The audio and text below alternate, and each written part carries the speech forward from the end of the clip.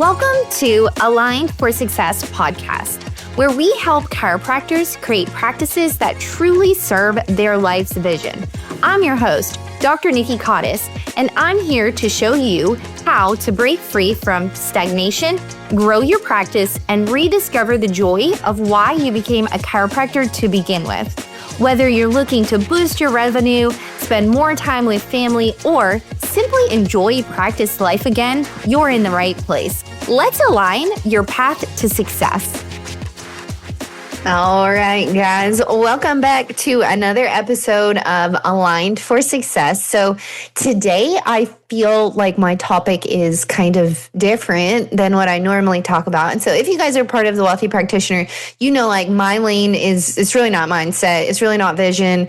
I'm more of like systems, procedures, what some would say like the boring things of running a business. But I went to a mastermind at Ed Mylett's house this past Monday.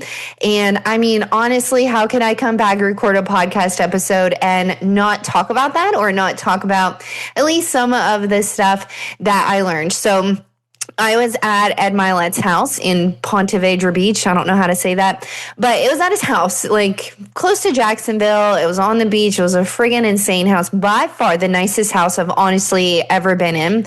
And it was a small room and it was full of people who are operating at a super friggin' high level. So business owners, leaders, people with reach, people with influence and responsibility. Also, after the trip, shared a picture on my Instagram, had people call me that I had a picture with a Real Housewife of Dallas. I literally didn't know, which I think is really funny because honestly, I used to love the Real Housewives of Beverly Hills, but never have watched Real Housewives of Dallas. But apparently I was in a room in a picture with Real Housewives. So that's pretty cool. But none of that even mattered. And so when we were there, it was just like how this room actually felt. And there was like no posturing, no proving, no urgency, no scrambling for the next tactic that we were going to do. The conversations were the opposite about grinding harder. It was like nothing about that. It was all about identity, and not in this like fluffy way of things that we're so used to hearing, like the actual neurology behind changing your identity. And it was so grounding, like in a cellular way. And so I also want to be very clear that this podcast episode is not me teaching you what I was taught in that room, because let's just be totally real. I paid a lot of friggin' money to be in that room, but more than anything, I respect the container of people that were there. And more than anything, I respect Ed's intellectual property, and I would never, ever, ever get on a podcast and share that. So what I do want to talk about today, though, is the shift that I left with. And so what I realized is something that explains why growth feels so hard for many people, absolutely, including myself. Even when we know that we're capable, we're like really disciplined and we're doing, quote, all of the right things. Most people, they do not struggle to grow. They struggle to stay. And so this is why we can have a really great month, a breakthrough season, a win that finally proves we're so capable. And then somehow we just end up right back where we started, the same amount of money in our bank account, the same amount of everything that we had before that. And we usually can explain it, right, with logic. So we say, oh, it's timing or the economy or burnout or I took a vacation or life was just lifing. And so what I saw so clearly that day is that it's never any of those things. And if you really stop to think about it, that's why people around you can be absolutely crushing it regardless of what the economy or what the market is doing. And you're not, right? And so what it really comes down to is that it's your identity. And there's an internal level that feels normal to you. And so Ed explains this like as your thermostat. And if you've listened to any of his podcasts or you've read any of his books, he talks a lot about the thermostat theory. And so this is where we have a normal income, a normal pace, normal capacity, normal responsibility, normal visibility. But when you temporarily exceed that level, your system doesn't celebrate or recalibrate. It just tries to bring you right back. And it's not because you're self-sabotaging, but it's because it's an unfamiliar level, right? And so your brain is so used to this familiarity that it works really hard to bring you back. And so success can just feel unsafe to you and to your nervous system. And so that's where you would go back to what your normal thermostat is set at. And so that was one of the biggest shifts for me, even though I've also read a lot of his stuff, consumed all of his content pretty much. It's was something about like hearing it in person and just being in that room and seeing it actually work in real time.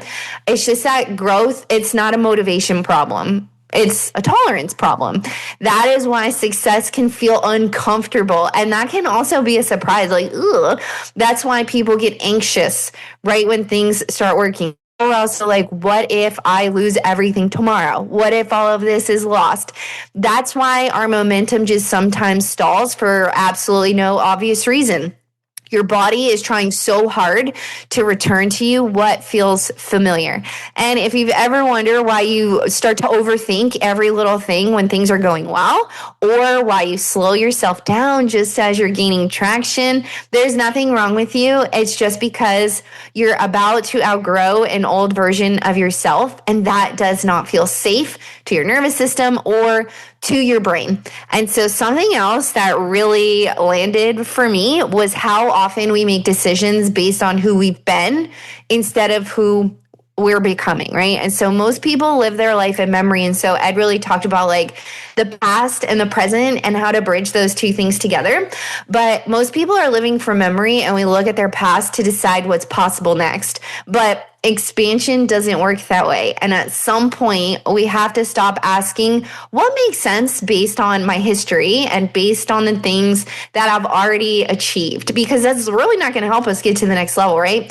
And so we need to start asking instead, what would the next version of me do here? And not in like a dramatic way, but just internally in the small decisions that you make every day that honestly no one else sees.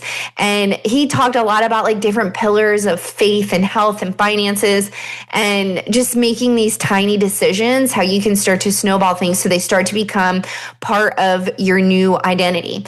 And so that's where people get stuck just trying harder. They think they need more discipline, more habits, more structure. And yeah, those things matter. Ed literally talked about how he's not taken like a full 7-day vacation. He said he's never been to Europe because he ain't got time for that crap. And he literally just said that he works harder than anybody that he knows, but this was really not about that working hard. It was about like the raising the standards of and elevating your new identity, how to actually do those things. And so all those things matter, but they don't change if your internal standard stays the same. One of my most favorite quotes, and I've heard this before, and I do feel like it was an Ed original that maybe has been copy and pasted a few times, but you don't rise to the level of your goals. You return to the level of what feels normal to you. That crap is crazy because it's so friggin' true, right? It's like, we just, like, comfort is comfortable. It's just comfortable. We want to be in that comfortable position. And so the work is enforcing change, is normalizing the future, letting yourself get used to more responsibility, more visibility, more impact, more ease without immediately pulling back. And that is how your thermostat moves. It's not through the pressure, it's through identity. And so I didn't leave that room feeling hyped, which is honestly like a normal feeling for me whenever I go to a conference. I leave feeling like, let's effing go. Like, what's the next thing? What do I need to do? Who do I need to like yell at? What needs to happen? It was the complete opposite of that. I actually left and I was like, I'm going to start going on walks. I'm going to like really focus on like working on my HRV because my HRV is crap. I really want to work on like decreasing anxiety. So totally different than like, what do I need to work on for 40 hours straight the minute that I get home? And so I left like feeling just more calibrated, if you will. And like something super subtle had shifted within me. And honestly, like I've already noticed that my HRV is going up, my sleep score is going up. So just little tiny changes internally of like knowing that I have control over these things as well has been so freaking eye-opening just over the past 5 days. And if there's just one thing that you guys were to take from this episode, I want it to be this. It's that you don't need to become anybody else. You don't need to become somebody else. You just need to allow yourself to stay at the level that you already know you're capable of reaching. All right, guys. Well, if this episode resonated for you, just start to notice, like, where do you feel yourself pulling back? I know for me personally, it would be whenever I would make more money, I would just simply spend more money. And so there would be the same damn amount of money in my bank account, no matter how much more I was making. And so you have to get curious about why. Is it because I didn't trust myself to make more money, to hold that money, to start to build real wealth? You just have to create awareness about that. And when you have that awareness alone, everything is going to start to change.